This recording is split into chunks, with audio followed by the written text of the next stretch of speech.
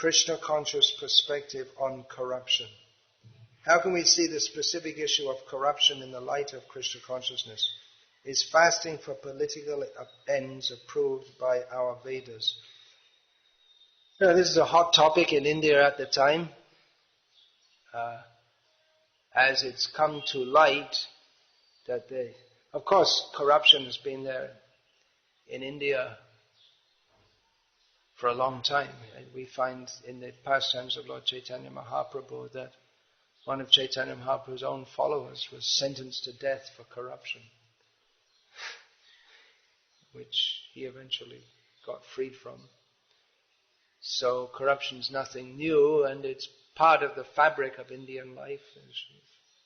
As anyone who's ever tried to do anything with any government worker knows, if you want a reservation on the train, and if you just go on the train without a reservation, you want a reservation, then it's 100, 200, 100 rupees extra, 200 rupees or more, depending on the situation. So corruption is part of life, but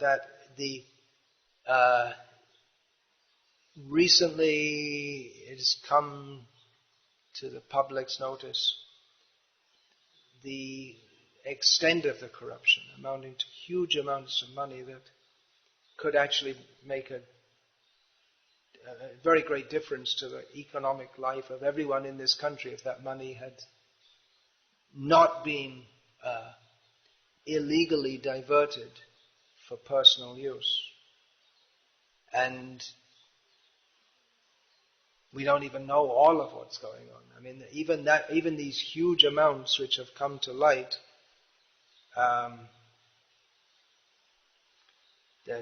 most likely there's much more that's still not known about. I mean, years ago there was Rajiv Gandhi and the Bofors case, and that was all hushed up, although it seems pretty clear that the Gandhi family, who were, after all, just middle-class airline pilots. He was an airline pilot, Rajiv Gandhi, before he became Prime Minister. Somehow or other they became a lot richer than an airline pilot.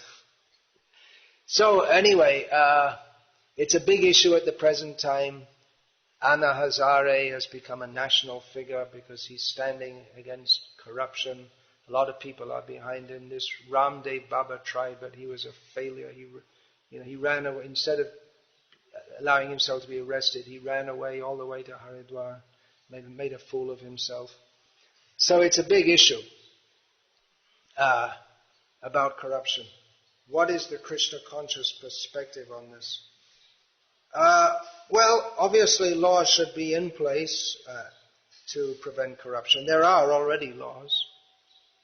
Maybe some more laws are needed. But the Krishna conscious perspective is that the whole society is running on the principle of Kam, Krodh and Lobh, of lust and greed are being promoted as the guiding principles of modern society. The whole idea that is drilled into children in India, in middle-class families especially, from the day they're born, that you have to be a success. Success is all based on earning money. So, if there's easy money, people will go for it. It's not just in India, it's everywhere. I mean, there's big corruption cases coming up in England. In America, during the previous presidentship, George Bush II, his government quietly passed laws deregulating banks, and then some of his chief advisors who passed the laws, they got into banking, and there's a whole big scam. I mean, it's actually criminal what they did. A lot of it wasn't directly illegal because they changed the laws to facilitate what should have been considered corruption. And they wrecked the whole economy for the economic gain of a few people. So laws should be in place regarding hoarding, black marketeering and hoarding. Srila Prabhupada, which was going on when Srila Prabhupada that was a big issue when Srila Prabhupada was present. Black marketeering and hoarding. You know what that means, hoarding? Just like, for instance, sugar. A few people, they buy up all the sugar and then they release it at a very high price. So they buy, that's called hoarding. And then black marketeering. The government places restrictions. At that time, in India, there were restrictions on all kinds of goods like cement, and then it would be sold on the black market at a high price. Prabhupada said the hoarders, the government should take them and shoot a few of them to set an example. That's what Prabhupada said. He didn't say to shoot them all, but some of them, just to set an example. So, corruption will be there because the whole aim of society is wrong. But then, corruption, okay, it's a major problem. But then, illicit sex is also a major problem. Cow slaughters, also a major problem. There are so many problems. If you go after one of them, say for instance, you're able to do something about corruption. I doubt by laws you can make people a bit more afraid, but still people will find some way to be corrupt. As long as the desire is there to not be corrupt. So by laws you can only do so much. The thing is, unless you have a king like Rama or Yudhishthira or Parikshit, who are completely fair and completely just and completely ruthless with these people, then you can't control it.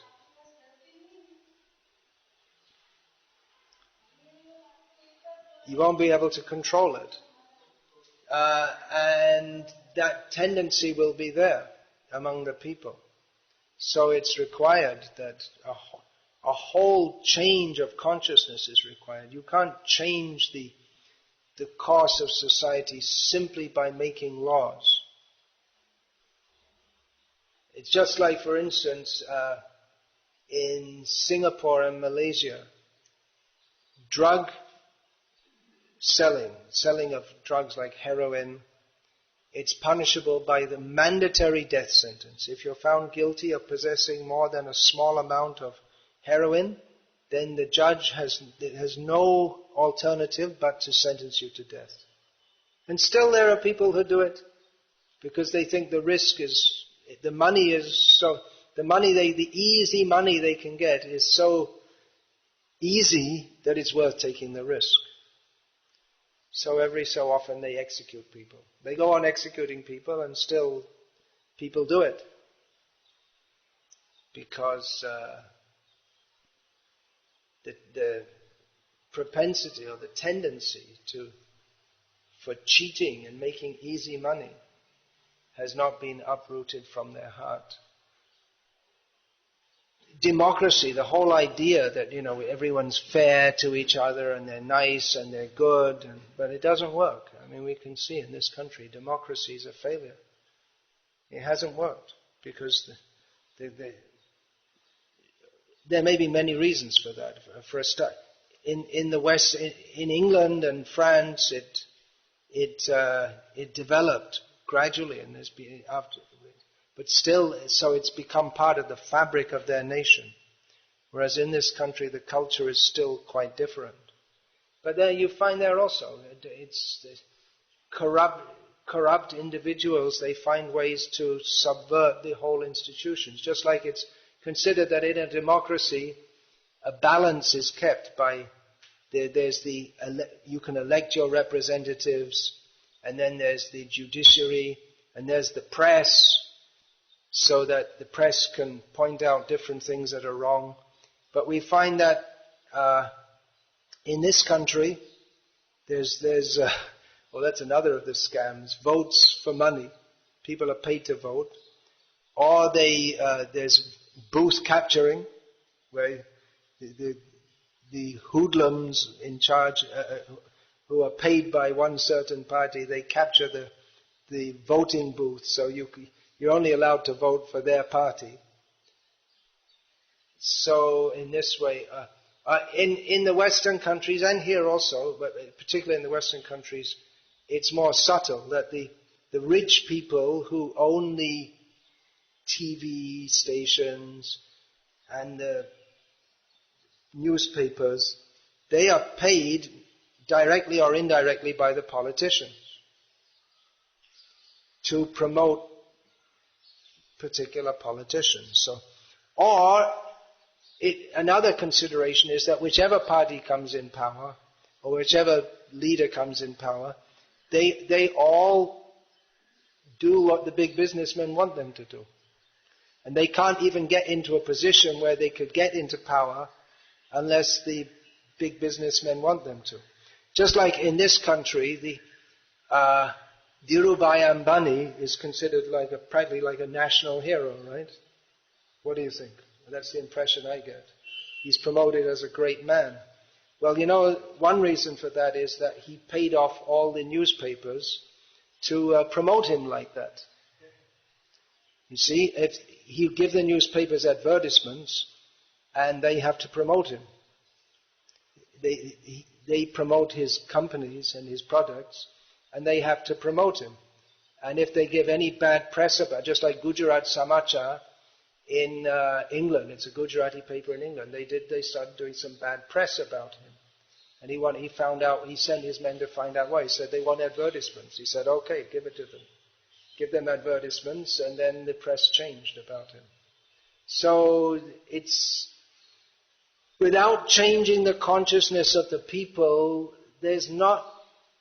you can, by enacting laws, change things to some extent. But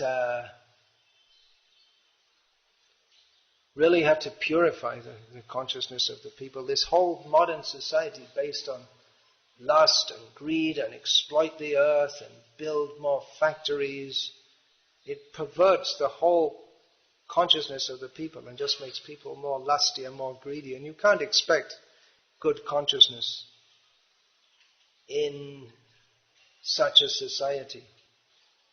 So what should we do about corruption?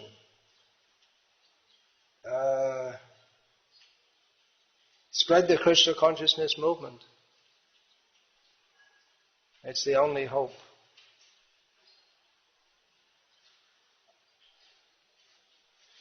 Is fasting, another part of this question, is fasting for political ends approved by our Vedas?